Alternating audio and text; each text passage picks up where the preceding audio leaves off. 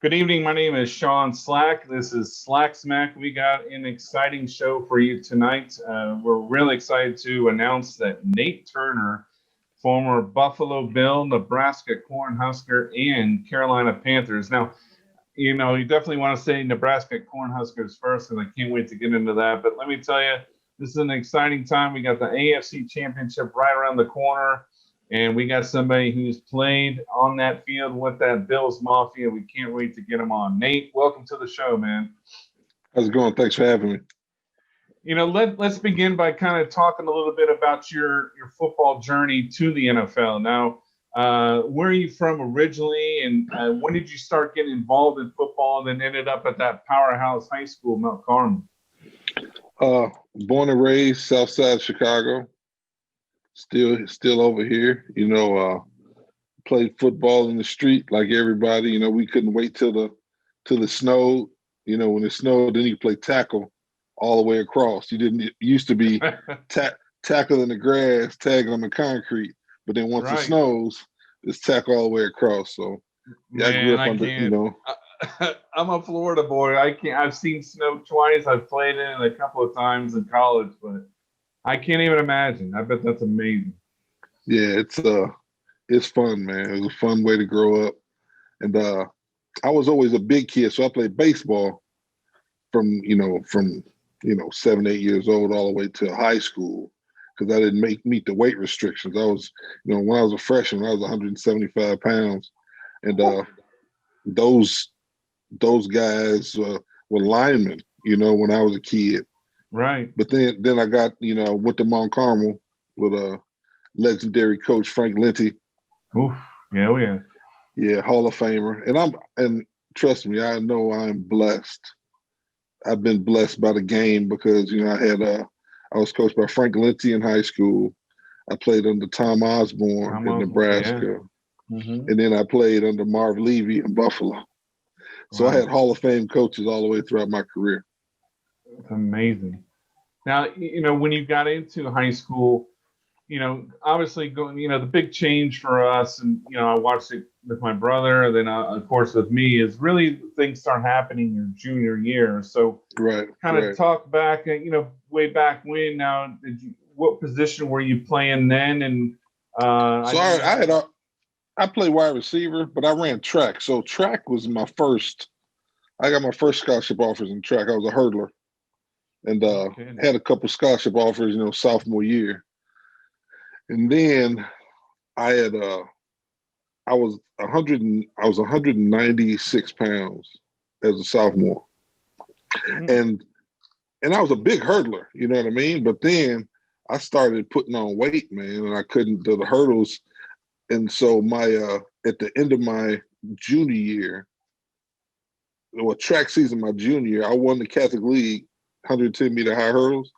And if you didn't get out in front of me, I hit every hurdle. Wow. I hit, those woods, so it would be hurdle pieces all over the place. So if you were running against me, you have to run your hurdles and run my hurdles. But man, as that translates to football, though, man, you're a straight up bowling ball. I mean, I mean, you had to bring. That's why they had to love you not only in college but in the NFL as well. Right. So I ended up, playing wide receiver, and then the school started coming. You know what I mean? Sure. I mean, I ran like a 4.39 in high school. Jesus. And wow. It was and I was 215 pounds. That's crazy. 6'2", 215. Yeah. It was salivating, man. It was like a pro size high school kid. Yeah, I'm saying. That's amazing. So in high school I could really, I didn't realize at the time, but I did whatever I wanted to do. I could probably score whenever I wanted to score, you know what I mean? but Coach Lindsey was good enough and smart enough to curtail that, you know what I mean? And didn't take advantage of it like he could have. Because he knew it would, eventually somebody would, utilize me. Of course. Now, speaking of the colleges, I'm sure they were coming heavy. I mean, I remember back in the day, you're getting 30, 40 letters a week. You're getting the visits, you're getting the calls. What made you decide to go to play for Tom Osborne, Nebraska, especially being a Chicago boy? Charlie McBride, a defense coordinator. Yeah. He's born and raised Chicago. So when he said, actually, when I tell you about those stories of me as a kid, playing football in the yard, when it snows, we used to we'd watch the Orange Bowl or whatever, and Nebraska would be playing, and I was always Doug DeBose. So I was like, I'm Doug DeBose, and we running around. So I kind of always wanted to go to Nebraska. It was in my heart, and when and Coach McBride tells that story because he thought that because Notre Dame was on me, there's a bunch of schools on me, and he thought he was gonna have a problem. So when he sat down on the couch, and my mom went to go get lemonade or something. I said, "Coach, I'm coming to Nebraska, man." He was taken aback by that. Yeah, they had to be thrilled. I mean, and then you went into Nebraska. Obviously, you guys had an incredible run game back then. I mean, I think, like you said, for a couple of years, you guys led the nation in rushing. Playing the triple option, playing different slants on the double wing, which. For my team that's going to be watching this, I'm excited to talk about your position because I run the double wing here in Brazil, and we're the only team that does it. So, kind of talk about playing wing back. What is that? And what made you guys so successful? Well, to me, the wing back is that's your most athletic guy. That's the guy he's fearless. He can block. He can catch, he can run, and he's intelligent. He has a high football IQ, because it's and you have to be, playing in Coach Osborne's offense, you got to be pretty violent on the perimeter. Right. And that was a thing that, I think that kind of take away now from the way the kids, they haven't practiced nowadays because they don't let them go. I mean, they used to let us go. Oh, I couldn't wait for the games. Yes, nowadays the games were easy, right? Yeah, that's what I'm saying. It's powder puff now, man. Right. The games were easy, man. The games were easy. I remember, I was talking to Mike Gridadori, who played with me at UCF, and he ended up being the starting center for the Rams when they won the Super Bowl. And I mean, we had practices. I'm sure you guys did too. Sometimes 3 times a day. Right. And we had 2-a-days, and just going at it. And nowadays, man, these guys complain if they practice 2 hours and they're in shells. It's like, what? Right. They have no idea. But it's funny because I actually got recruited by Nebraska. In fact, I met with Osborne when they were in town in Orlando for the Citrus Bowl. What a great guy. I ended up going to UCF, and then Scott Frost, who I'm sure you know, made his way over to UCF and led us to a national title. Man, he's a hell of a guy. We played Georgia Tech. That was my junior year. We played Georgia Tech. Yeah. I was at the game, man. I remember because I met him over at Jones High School where you guys were practicing. Right. And so it's a small world, man. Yeah, it's crazy. That's crazy. But so obviously you guys, finished up. You finished up with Nebraska. You got drafted by the Buffalo Bills, and kind of talk about your transition there because they put you in a different position, and things kind of changed for you a little bit. Yeah, well, it kind of changed, but then it didn't because I guess I was meant to be a fullback. You know what I mean? Mm-hmm. So It was an easy transition. Buffalo tried to put me a tight end, and my arms were a little short for the blocking. You know what I mean? Especially when you're going against a guy like Bruce, he's going to really make you look silly. Ooh. So, and I tell people that all the time. That was a baptism by fire. When I changed positions and I moved to fullback, and that Buffalo Bills defense was crazy. So during that transition period, Elijah Pitts and Marv decided that so not only would I have to learn fullback from Buffalo standpoint, I was fullback on scout team every week just because I hadn't played the position. Right. So you're just getting lit up. Daryl Talley. I was just gonna say Daryl Talley. Oh my God, man. But then those guys learn to respect you quicker when they know Sure. that you're really in it for real. Now, talk about that now. So you ended up blocking for Thurman Thomas, the legendary Right. running back. I mean, you guys had some amazing teams. Talk about, first of all, what was it like to play in Buffalo? And talk about, the environment there, because man, that's a whole different world up in, the northern part of New York. It's cold. Yeah. You're It's playing on turf. What was that yeah. like? You know what? It's Gately Stadium in Chicago's turf. Nebraska was turf. So the turf really wasn't a problem. The cold really wasn't a problem. It was just unbelievable. The fan base in Buffalo and the blue collar worker, so it's just they love their Bills and they know everybody from the first guy on the roster to the last guy on the roster. Bills Mafia is unbelievable. Even though that's a newer thing, even though the Mafia was there, but they were just just really starting out. Yeah. Yeah. But once it got, I don't know, man. It's the Mafia is crazy. And it's interesting because you're coming from two programs that just love football. I remember Nebraska.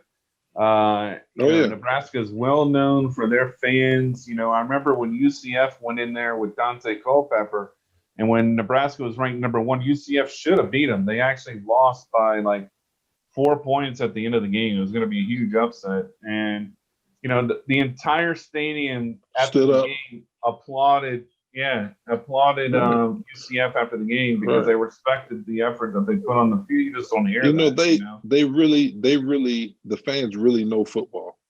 It's not just, it's not like here in Chicago going to a Cubs game and, you ask somebody what the score is, they have to look at the scoreboard because they're really not watching the game. The Cubs, Wrigley Field is the biggest bar in America. You know what I mean? But when people come to a Nebraska game or people come to a Buffalo game, they're really fans and they really watch and love the game. And they, love the guys that are doing it. So it's a nice camaraderie we have with them. Now, and Jim Kelly I was watching an interview with him not too long ago, and he was talking about the fans and just the city and how you feel like many of the players end up staying there or going back because of the camaraderie that you speak of and just that connection with the fans. Now, Bills Mafia, like you said, has really kind of grown in notoriety with, I think, social media showing the tables and stuff like that. But like you mentioned, they talked about the Bills Mafia back in the day in the early 90s when and they stuck with you guys, from the beginning. Now, talk about, now you as a player. Now, when did you play? What years were you there? 92, 93, 94. Okay. So they had just, that was after you? That was just before you when they went on their run? The run started right before me, and I was on the last two. Right. Okay.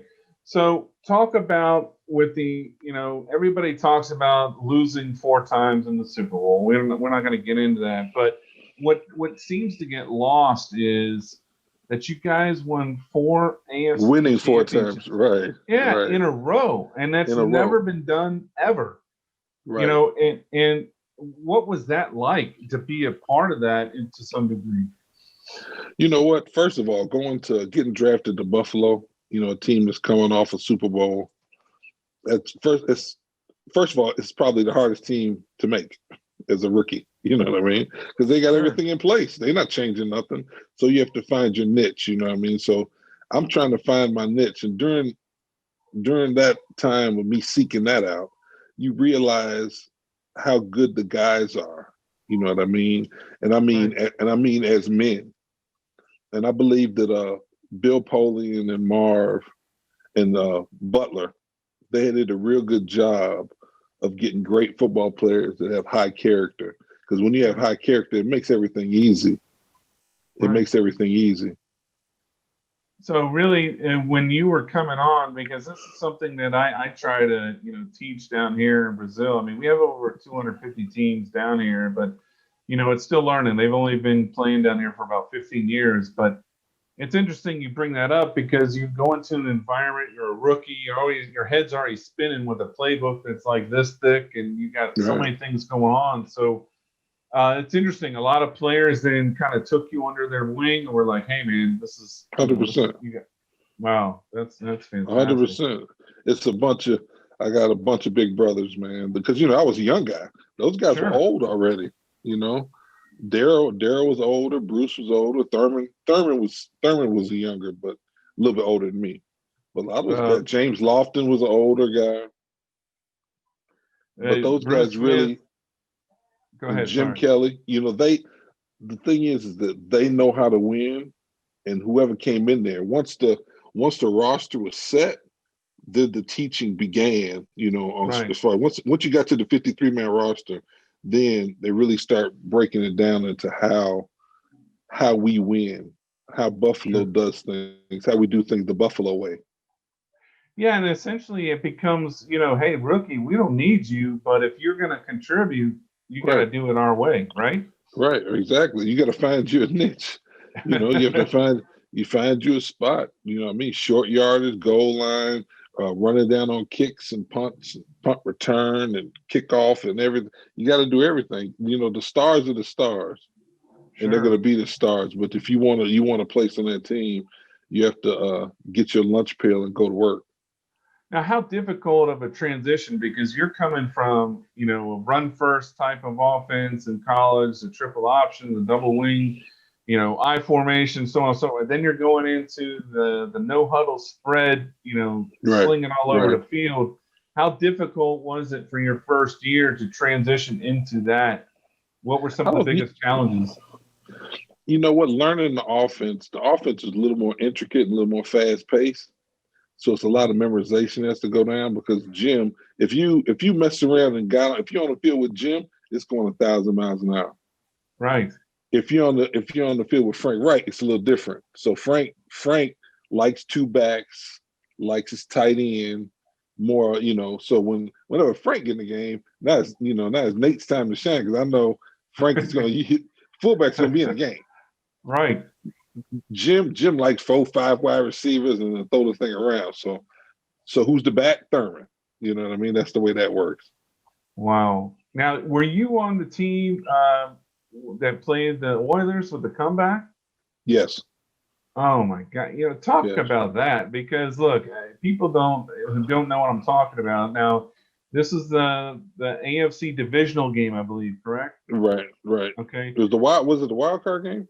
I think it was a wild. Yeah, it was a wild card. My mistake. Now you Right. you guys are Right. playing in Houston. It was the Houston Oilers, No, and it was in Chicago in Buffalo. it was in Buffalo. Okay.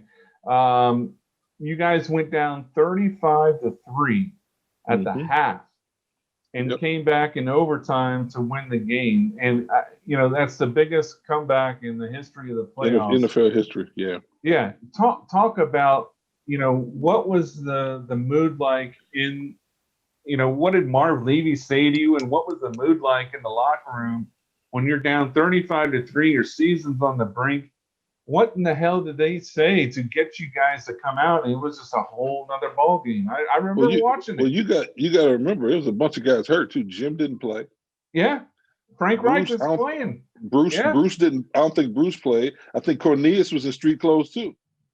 Cornelius Bennett. He was in Wow, street clothes too. wow.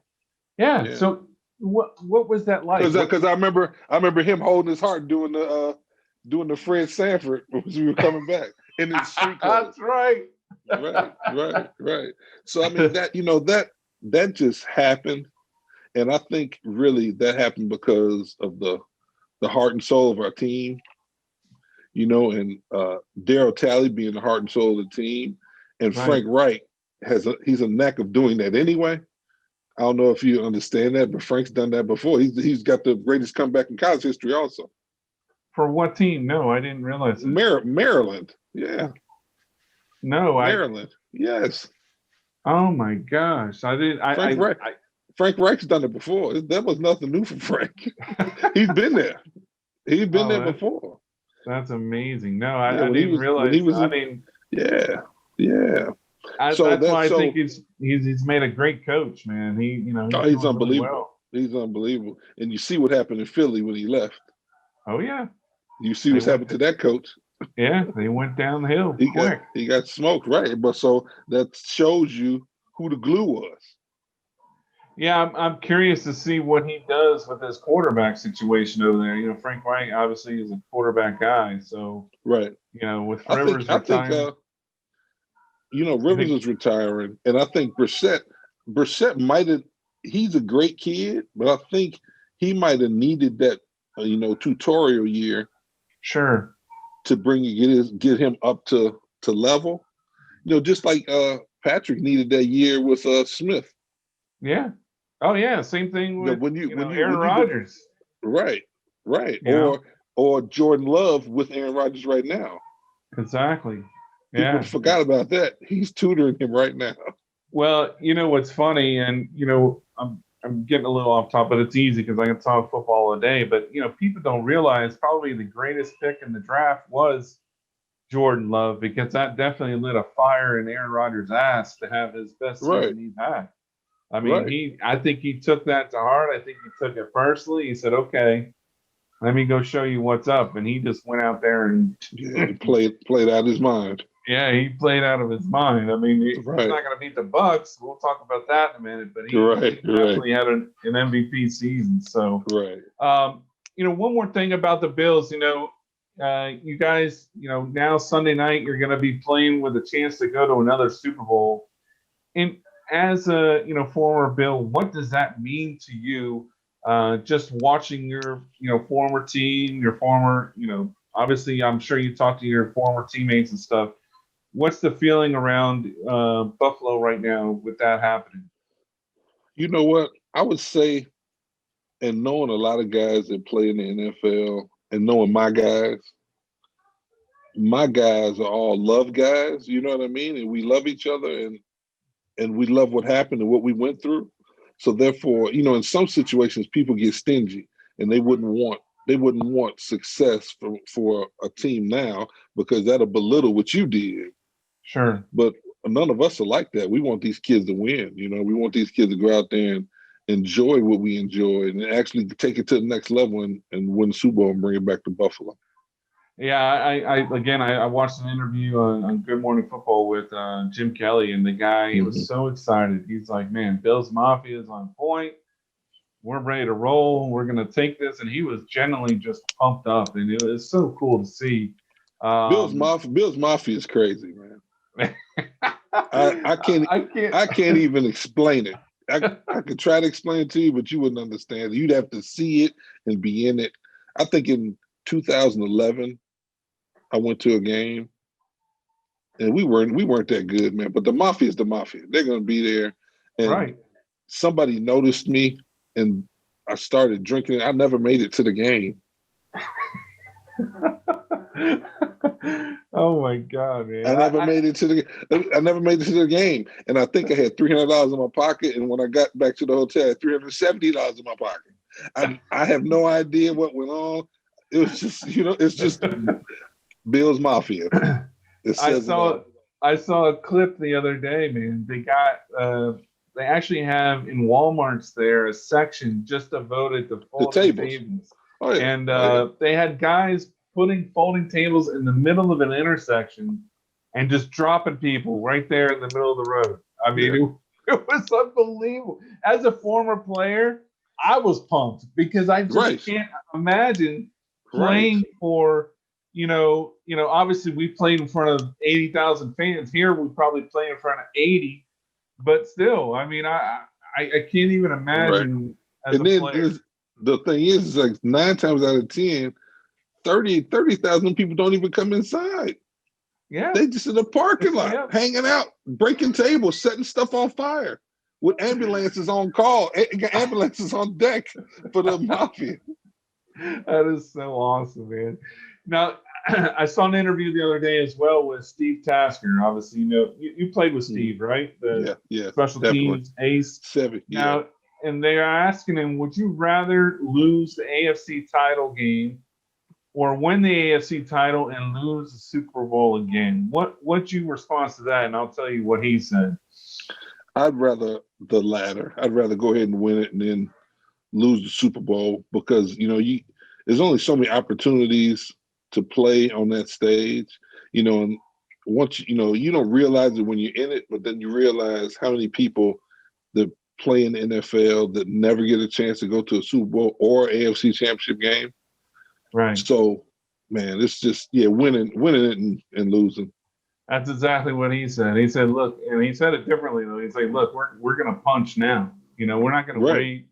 We're gonna take our punches and then see what happens next. We're not gonna pussyfoot around it. We want to go and get there and then see what happens." Now, look, I'm in the Bills' corner. I'd love to see him do it. Talking about the game a little bit. Obviously Josh Allen is having a hell of a season. Diggs is having a hell of a season. But you're going into Kansas City, going into Arrowhead, and they beat you earlier in the season. Same week, in week 6, that the Buccaneers played the Packers, which is pretty ironic. But you guys were missing some people, and it was he had a lot of the COVID thing with the rescheduled on. So obviously you can throw that game out. But what are some things that you're looking for on Sunday to see if you guys can pull this off? Well, first of all, the number 15, if he's healthy, they always have a chance in Kansas City, and he's not. Yeah. He's not healthy. He's got people talk about the concussion, but he's got turf toe too.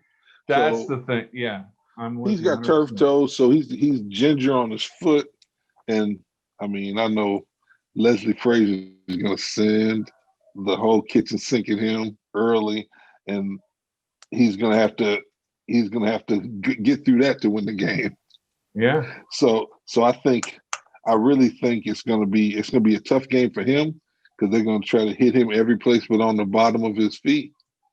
And I think we will be hitting on all cylinders offensively and defensively. So I don't see it as too tough of a win. I think we'll win it pretty easily. I think it's going to be a high-scoring game. I definitely think both defenses are going to have a tough day of it, regardless. But I do think the running ability of Mahomes is going to be limited. You watched him in the last game; he was really struggling, and that's a big part of his game, man. When he's like Russell Wilson, he's creating stuff out of the pocket, and it's 3rd and 15, and he scrambles for 16 yards, and that's just a gut punch. But, talk about offensively now. Obviously, you guys have a lot of weapons. Gabriel Davis, my boy from UCF, like I mentioned earlier, he's having a hell of a season. Stephon Diggs is probably going to take double coverage. Who else do you look for as weapons that are really going to probably have to have a big night for the Bills to win? I also think someone's going to have to step out of the shadows. Someone's going to have to step out of the shadows. I'm not sure who it's going to be, but it'll be somebody that nobody's heard of. They will know after Sunday. And, and that's just, I'm not sure if it could be schemed that way, or someone just wakes up in the morning, eats the right bowl of Cheerios and decides to go out there and do his thing differently. Now, looking at the other game real quick, and I just have a few more questions after I'll let you go. Now, you got the Buccaneers playing the Pack. What's your take on that game, and who do you like Sunday? That's a tough one, man. I really like Aaron Rodgers. And Tom Brady, what can you say? It's Tom Brady. You know what I mean? So he's got a chance in the door just because he's Tom Brady. And the scary thing is that Tampa Bay is really, you think things would start they just started gelling over the past 2 or 3 weeks. Right. So now they're really rolling, but I think what's the name is hurt, right? Yeah, AB is out. AB is out, right? So AB is out. I don't know, man. I'd say I don't want Tom Brady to win it because it's going to be. Bills fan, I'm sure you don't. I know you don't want to go into his house, man. Lord have mercy. Now you got to go to his hometown. What? He's playing. You got the GOAT. He'll have all 6 rings on the sideline. Right. He'll have his model wife will be sitting in the box. Yeah. His You know beautiful somebody there. kids. Right. He's like the perfect dude, man. Then you got Gronkowski running around. And those Yeah. are like Buffalo nemesis for years. Okay, man. So who do you like though? Come on, don't waver. I know. Tampa's gonna win. It's gonna be Buffalo, and I believe Buffalo, Tampa. Yeah, I'm with you, man, and not just because I'm a homer, and I actually played Right. with Sapp and Brooks, and I've been a Tampa fan. I grew up in Orlando, born and raised, so right next door. But look, I think a couple differences. Number one is going to be the run game. I think Tampa shut down Green Bay's run game, and they couldn't do anything. I don't think that's going to Right. change, especially with them losing two offensive linemen. Right. So I don't see them being able to do anything that way. Secondly, our run game against their defense, they couldn't stop the Rams really much at all. Now the Rams kind of Right. stopped themselves, but I think Tampa's run game is just going to open up the passing lanes. And Tom, come on. I mean, Tom's I gonna be think Tom. Tom's going to be Tom, and I think Gronkowski is going to blow up because Gronkowski – the last 2 weeks has been more of a blocking tight end because they've had to control the defensive line for the Saints and the Redskins. And, now he doesn't have to do that. Green Bay doesn't have a very good defensive line. Right. So I think he's So going to be. no, the tackles don't need help. Right. Yeah, exactly. So I think he's going to have a big game because they're going to pass short because it might snow, which is fine. I think the snow actually helps Tampa, believe it or not, because the snow hinders everybody. You played in it, and it doesn't matter what side of the ball you're on. If it rains or it snows, it's more difficult to pass. Period. And you got to be able to run the ball. And any other quarterback going into the frozen tundra, I would say they were going to lose. Yeah. But you got the right quarterback, Tampa, going in there. Yeah, and here's one last stat that's the craziest thing I've heard all week is Tom Brady. Which is another record, like he needs another one, has not thrown a pick at an away game this year since week 1. How about that? Yeah. He hasn't thrown an interception. That shines good for the Super Bowl. Yeah. For us. I mean, but other than that, Lord have mercy. That's crazy. That's unbelievable. That's never happened in the history of the NFL. It's like, oh my God, what else is this guy going to do? So, let's get back to you for a second. Now, you got 2 boys. They're both quarterbacks. What are their names? What are their ages? And what my oldest, Dakota, he was a quarterback he played at Simeon High School here in Chicago, and he played at Culver Stockton. Now he lives in Toledo and he works for Chrysler. He's doing well. The baby boy, he goes to Tyler Turner. He's at Phillips Academy here in Chicago, and he's a junior. 17, so he's doing well, starting to get a little national attention. So good deal. So you're getting ready to get into that window, man, right? With the colleges and things of that nature. Do you have any preference for him to go, or are you just happy he's gonna get go to wherever he You know what? Just like I've told both my boys, they have to cut their own path. You know what I mean? Daddy did one thing. You got to do what you got to do yourself. You know what I mean? I don't want no need to chase my stuff when you can get your own. Sure. One last thing, I'll let you go. What was your favorite moment playing collegiately and professionally, and what would be as your biggest regret in playing the game? Collegiately, I would say the first home game at Nebraska and walking out of the tunnel, and it's so much red that your eyes, like, you have to readjust. Like, it's weird. Like your eyes have to readjust. It's so much red and it's so loud. Right. And those fans are so awesome. So that's pretty amazing. Pretty amazing deal. In Buffalo, I think I was named the starter versus the Raiders. This is in 93, I think. And I'm in the huddle, and I'm in my second year, you know what I mean? Sure. And I look around the huddle, man, And it's Kent Hall, it's Jim Kelly, Yeah. it's Don Beebe, it's Andre Reed, it's Howard Ballard. It's just all Hall of Fame guys, and it's pretty humbling. You know what I mean? I kind of felt I made it at that point. Sure. I can't imagine. I can't imagine. What in moving forward, what do you obviously you still talk to your guys, and sorry, my son just walked in here, so That's all right. give us a ride. We really appreciate you taking time on a short notice. Man, I'm a huge, No problem. like I said, Bills fan.